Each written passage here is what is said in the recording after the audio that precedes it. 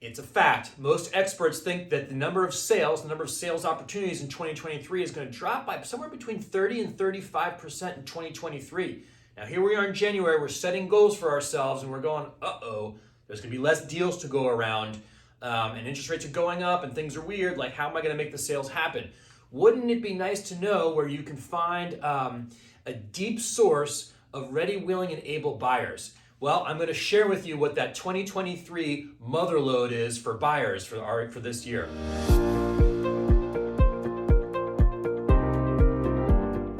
These guys, millennials.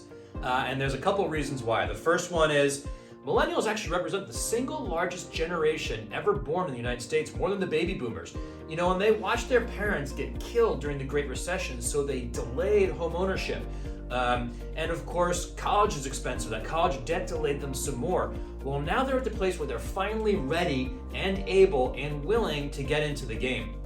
It's funny, at the Chabris Group, we study a lot of things. We love to look at the numbers, and what we found is that in Q4, just over 40% of all of our buyer transactions were actually first-time buyers. They were millennials who were done renting and wanted to get into the home ownership game. So this is our big lead source. These are people that are not going to be impacted or affected by all the changes in the market. They are ready to start their home ownership journey. So the question is, how do I find millennials, right? It's the first generation that was ever native users of technology. Certainly it's a different game. How do I know if I can play that game? Well, the great news is it's the same game. And these are the top 3 ways to find millennials. The first one is open houses. Absolutely. Native users of technology, you're going to start that search online and spend more time online.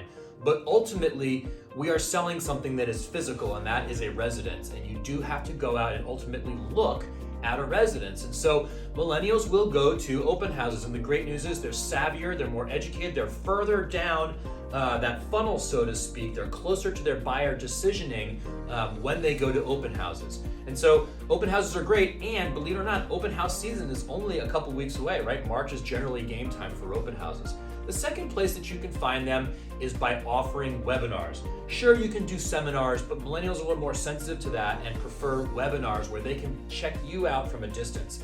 And so offering first-time buyer webinars is a great way for them to learn a little bit more about the process, kind of sniff you out and see if they like you, trust you, feel confident about you.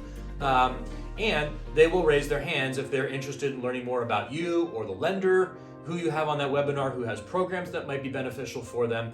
And so that's the magic of the webinar. And then the third place is apartment communities. There are a lot of really expensive apartment communities that have jacked up their rent in the last 3 years because they could get away with it. Well, those leases are going to be ending, and savvy millennial buyers are going to be scratching their head going, gosh, I'm spending $2,000 a month on rent. Maybe I should look at home ownership. And so marketing to people that are in those apartment communities is the third best way to get in touch with millennial first-time buyers. So there's the game plan. If you want to strike the motherlode, you've got to learn to communicate with millennials. These are the top 3 ways to find them. Now let's go find some millennials and help empower them in becoming homeowners. So I'll see you guys in a week. Thanks for watching. Take care.